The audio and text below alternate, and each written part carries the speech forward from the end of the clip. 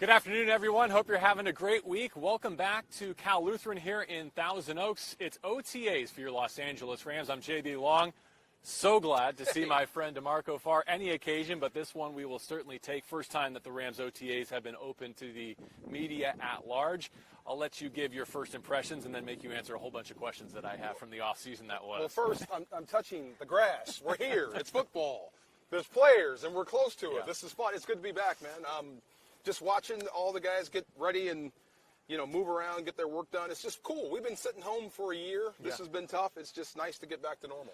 Not everyone here, but it was very well attended. About 90 minutes of work for kind of the core team. A lot of the rookies still on the field getting some extra learning in. Let's start with number 9 in red, right? In the red quarterback practice jersey. What was it like seeing Matthew Stafford as a Ram in person for the first time? Weird, strange. I've been a fan. I've seen the Rams prepare to go play him. I've seen him play well against the Rams, so to see him in a Rams uniform has been a little bit weird. Same thing about Jalen Ramsey or anybody else that's come over from a different team that you've competed against. To see him in a Rams uniform is kind of, it catches you off guard, but then you watch the guy practice and go about his business, and I think we feel the same way. We always thought he was upper echelon. He's got the arm talent, so put him with Coach McVay to hear those guys go back and forth on the practice field. This has really been cool.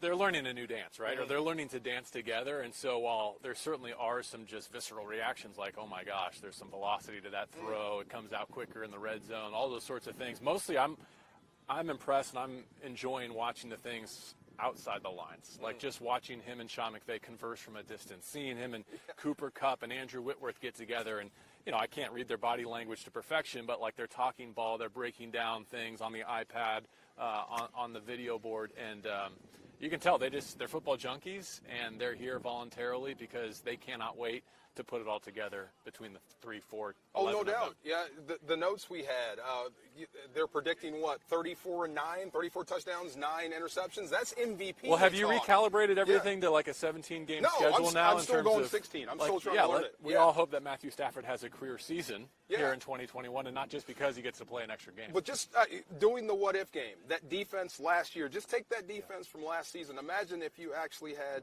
a quarterback that was in the MVP conversation. Imagine what that team would have been last season. Well, put that here. If he puts up those type of numbers, if you can get close to what you did last year defensively, wow. Who wouldn't want that? Well, they gave up the fewest points in the NFL, and a good portion of those points came off of turnovers and on short field. So without some of those sudden change situations, I will say this: treat Cooper Kupp like a FANG stock. No matter what, a FANG stock. Like no matter how much Facebook, Apple, Amazon you already have in your portfolio, load up on some more because Cooper Kupp looks like if their first game against the Bears was June 11th or whatever it is rather than September, he would be ready to go. I think if you put him in the group of players who are coming off injuries ranging from minor to major, I think just seeing him physically perform today is a very good indication. Same way with the likes of Terrell Burgess and some of the others.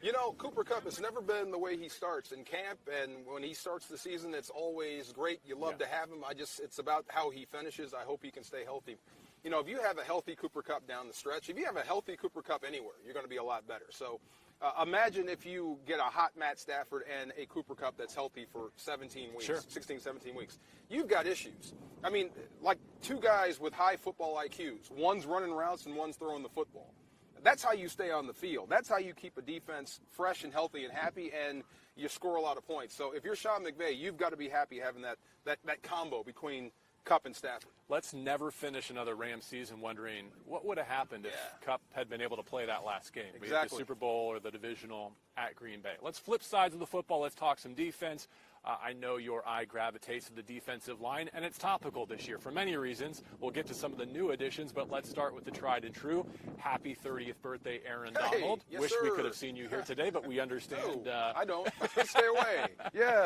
It looks different, though, doesn't it? It does. Not just without Aaron, without Michael Brockers, a long-standing tradition, kind of seeing him line up with that position group. Your initial take at their depth as they go attack a 17-game schedule. Greg Gaines looks good. Yes. Looks like he spent the offseason working. Ashawn is still coming around. He's looks big. He's the biggest guy out there. But some of these young guys, spent some time watching Bobby Brown. I see why they like him. I mean, he's got a really thick lower half, so he's getting the hands and the feet together. I love the way they've been coached, but just watching the D-line go about their business without AD, it's like watching a Hollywood movie. The stunt guys are all getting their work in before the star shows up, because that's exactly what this is. I mean, you work for your spots, you do what you're trained to do, and then you add AD to that, and everything changes just a little bit. But it's good to see the guys out there, big, strong, tough guys.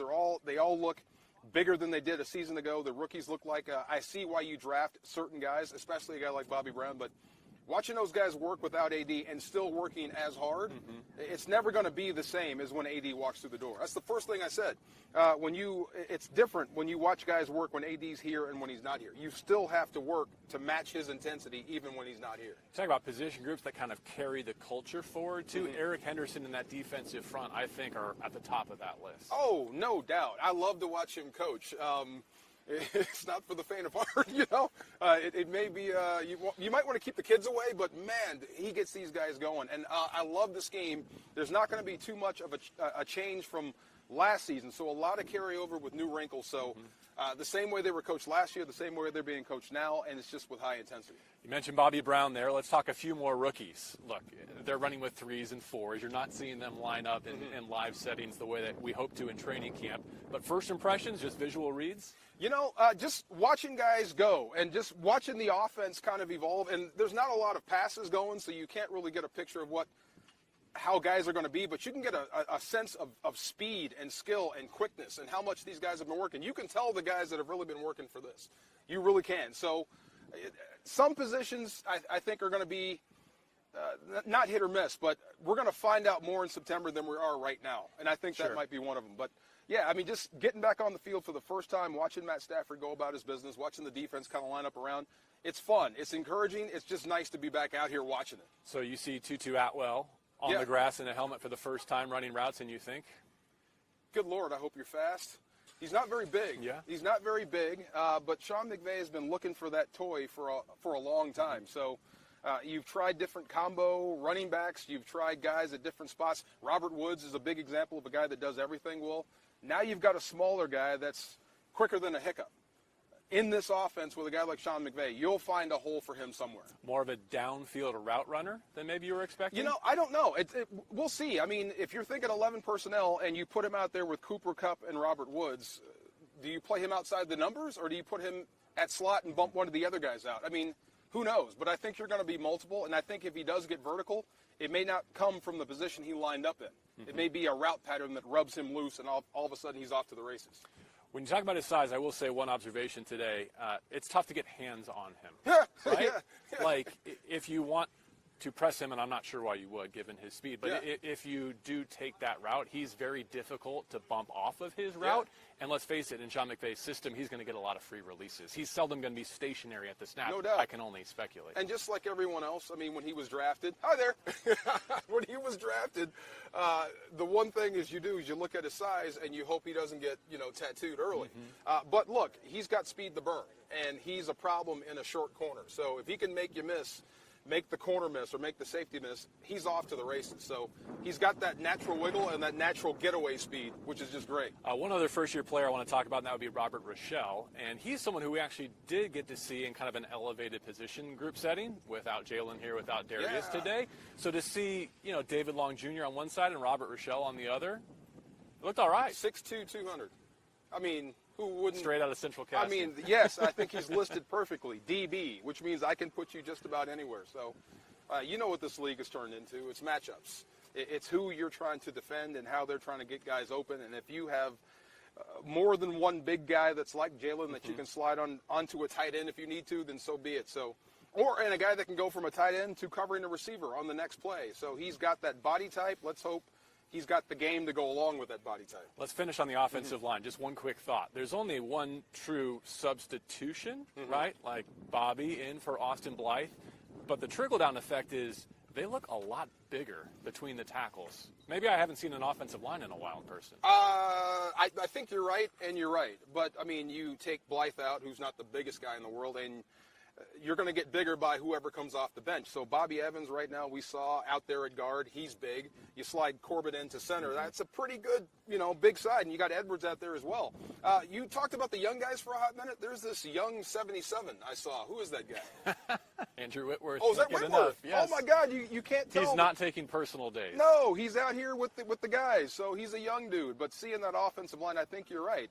Or maybe it's the fact that Stafford's a little bit shorter, that they look bigger. Yeah, 6'5" Jared, 6'3" Matthew Stafford. It does. But Corbett sliding in the huddle and pocket look a little that's different. The first thing I did notice. Corbett sliding in the center, you're instantly bigger in the interior. Yeah. Can't wait for more. This was just a teaser, just an appetizer. The Rams are coming back next week. We'll have coverage for you, I believe, next Friday. More to come on that front, and all leading into training camp, which can't get here soon enough. Meantime, D'Marco, so glad to see you in person. Good to see you, man. Yes, yeah. You can't disconnect from this.